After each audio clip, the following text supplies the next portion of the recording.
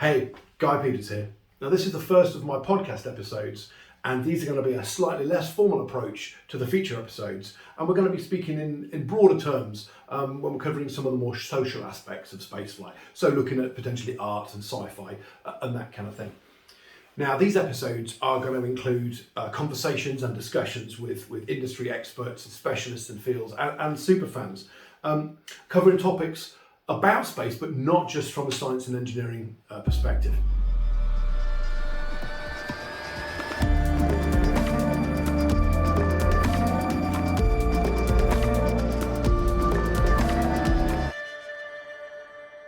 Now, as I mentioned in my first episode, I'm going to be taking a look at the environmental impacts of spaceflight. And I think it's important to realise that when you start to investigate this, there's actually multiple areas that are intertwined with each other. So I'm going to start by looking at three of these areas, and we're going to see where it takes us. So firstly is the environmental impact of spaceflight itself. Now for this we're talking about the emissions that come out of rockets when they go up. Now the second aspect of this is the environmental impact of the manufacture and preparation of hardware for spaceflight. Now we're not just talking about the rockets there, we're also talking about the instruments and the payloads that they send up there. Now the third aspect of this is the orbital environment of Earth and its degradation through space junk. And I think that's going to be one of the lead players as we develop spaceflight. Now it's important to make it clear at this point that I am not a scientist or engineering by formal training. I am trained in organisation, planning, funding and strategy. And I'm not claiming to be an expert in the field of environmental science. I'm speaking in broad terms and these are my own opinions. Now in this episode, we're going to be covering the environmental aspects of spaceflight, and we're talking about what comes out of the end of a rocket in that aspect. Now it's worth mentioning at this point that Tim Dodd, the Everyday Astronaut, has done a fantastic video on this. The link is in the description below, and I would urge you all to go and check out that video and give him a sub because it really is excellent. Now what is it about rocket fuels? So low density fuels such as hydrogen require very, very large tanks, and the size of these tanks then becomes problematic if you're launching from Earth because you've got a lot of gravity drag and you've also got an awful lot of atmosphere to push your way through. So lower stages, first stages, often include higher density fuels and solid rocket boosters, which are unfortunately the most polluting of fuels that we have. So there are three main types of rocket fuel: solid, liquid and hypergolic. Now the first of these, solid fuels, essentially this is a mix of ammonium perchlorate and aluminium powder which are held together in a rubber-like matrix. And once these are ignited, they just keep burning, they can't be stopped. And they also produce very large amounts of very polluting chemicals and greenhouse gases. Now the next series of these is liquid fuels. Now there's a couple of different kinds. You've got fossil fuel based liquid fuels such as kerosene, and you've got other liquid fuels such as hydrogen and methane. Now these can be started and stopped, which makes them much more suitable for space missions and that kind of thing. And they produce less greenhouse gases and emissions than the solid rocket fuels. However, it's worth noting that the hydrogen and methane currently produced and used in rocket fuels are largely produced from fossil fuels, not using renewable energy sources. So in that respect, although the greenhouse gases that the fuel might produce when it's burnt is less, the production of those fuels is not very environmentally friendly at the moment. So that's an aspect that has to be considered. Now the last of these types of fuel is hypergolic fuels, and these are nasty, dangerous substances. They are poisonous, they are corrosive, and they're really not very nice. But hypergolic essentially means you have an oxidizer in the fuel and they will ignite spontaneously as soon as they come into contact with each other. And these produce very high levels of pollutants and also the chemicals that produce acid rain. A key fact to consider about this is that unburnt rocket fuels are far more damaging to the environment than burnt rocket fuels. And another aspect of rocket engines is that they produce nitrogen oxides when they launch and also when they re-enter due to the very high temperatures and the amount of nitrogen in the atmosphere. Emissions in the upper atmosphere take a lot longer to disperse in the lower atmosphere just because they move less, essentially. And some research was done by Imperial College London recently, and they discovered that there was a huge difference in the impact of emissions depending on different altitudes. But this is not well understood at the moment, so a lot more research needs to go into that. So what can we actually do to make things better from a rocketry point of view? Well, we could stop using solid rocket boosters. That would be a good start. We could stop using hypergonic fuels. That would also be good. And we could stop using the fossil fuel-based fuels, such as kerosene and kerolox. Now, beyond this, more use of sustainably produced fuels is important. So not just using hydrogen and methane, but producing them sustainably, so we know that they're not producing an awful lot of emissions when we make them.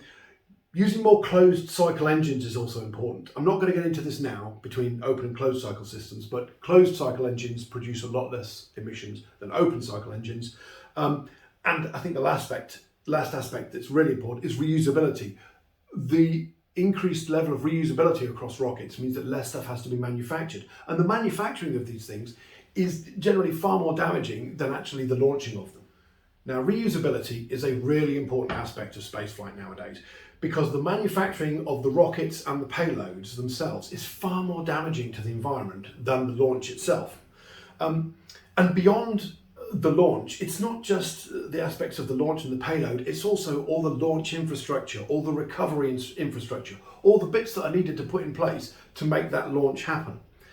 Now, there's another aspect to this, which some people might not be aware of, and that's the instrumentation that goes into space is classed as flight instrumentation. But at the same time that that's being built, there are often a flight spare or multiple flight spares, which are all being manufactured to exactly the same specifications. Once they're manufactured, all of these instruments then have to be tested to very specific levels, and they're all going to be tested to those levels. So you may have one camera in space, but there could be 3 that have been manufactured and tested on Earth, of which 2 are still down here.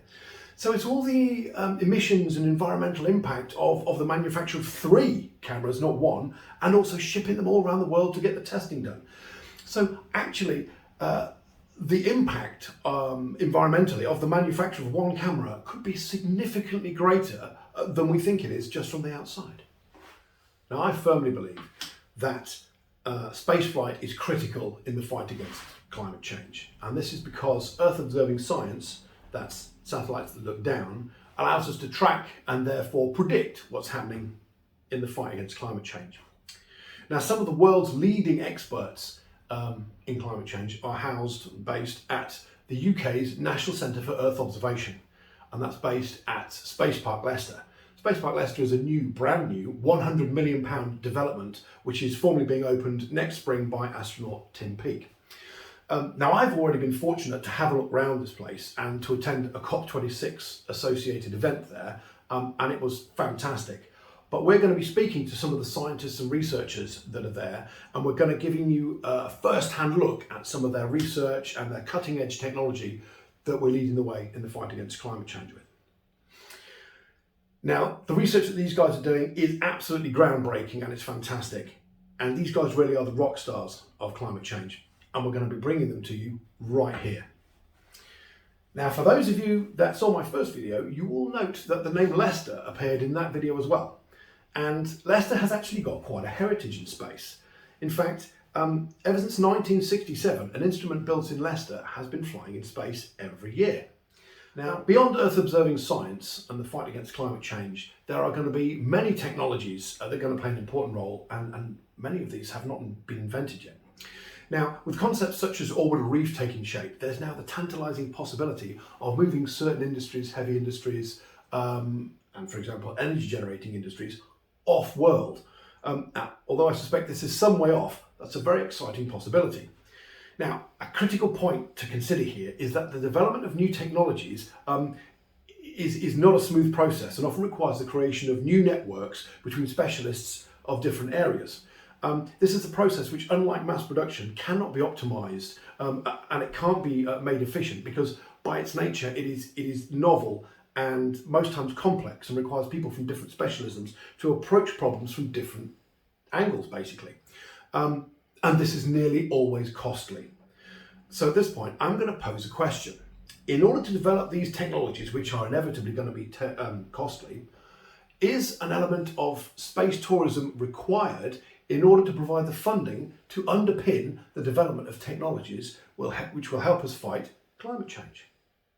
I'll leave that with you.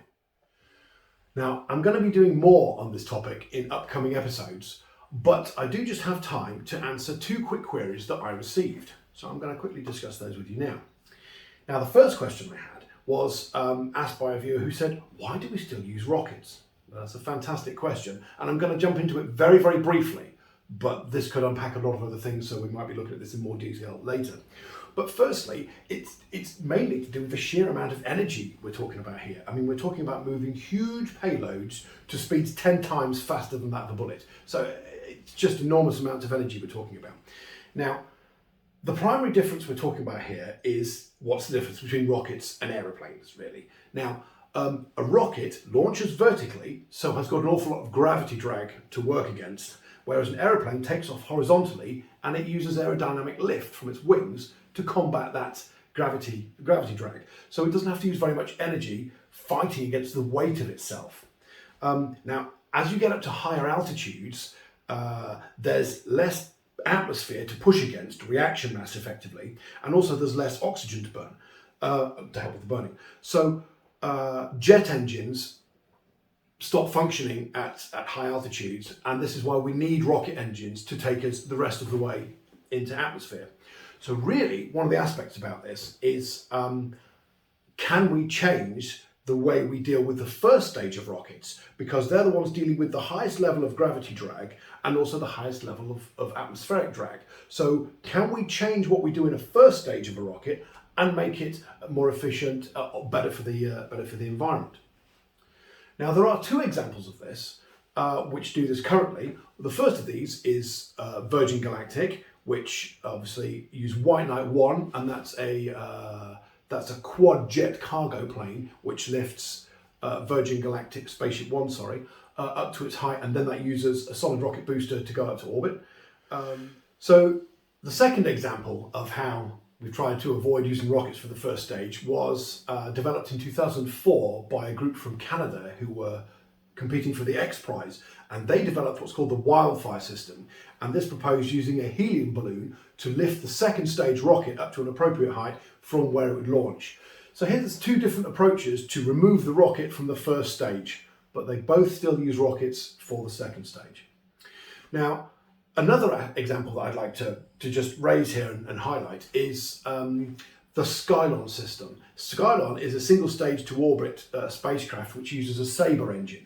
And this is an engine which is very clever. It allows Skylon to take off from a horizontal runway like an aeroplane, but when it gets to about Mach 5.5, it converts to being a rocket engine, which then allows Skylon to advance up through the atmosphere and get into orbit. Now, Skylon is proposed to be capable of delivering 17 tons to low Earth orbit, so that's quite a serious system we're talking about here.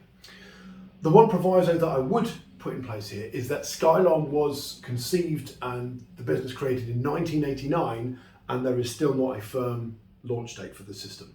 So the timing might be a little bit off. Now, this brings me to possibly the main factor which affects why we use rockets for first stages, and that simply is about the amount of payload they can deliver to orbit. To put this in perspective, Skylon's talking about launching 17 tons to low Earth orbit. Virgin Orbit, they use Launcher 1 and they can launch 500 kilograms into low Earth orbit.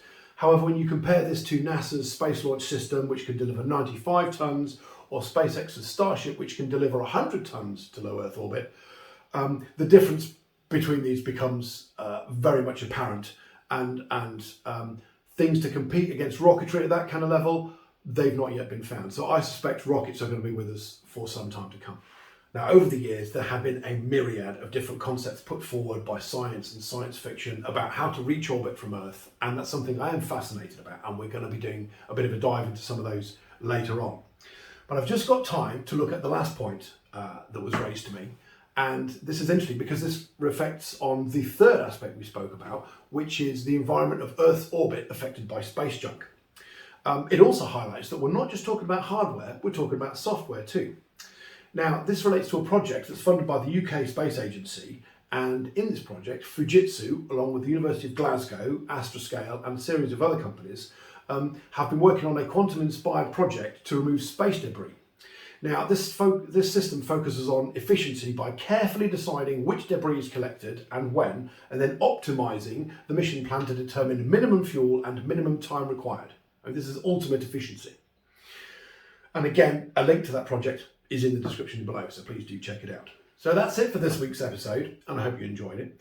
Now, next week's feature episode is going to be a deep dive into the UK's national space strategy, where we're going to take a look at some of the key players that are involved with that. Now, the upcoming podcast episodes are going to follow a similar theme to this one, as we've only scratched the surface and there is just so much more to uncover in here. So we're going to stay on this topic for a little while. Now, I hope you've enjoyed the show, and if you did, please give it a like. And why not subscribe so you don't miss out on any of the exciting things we're going to be bringing you. Stay safe and thanks for watching.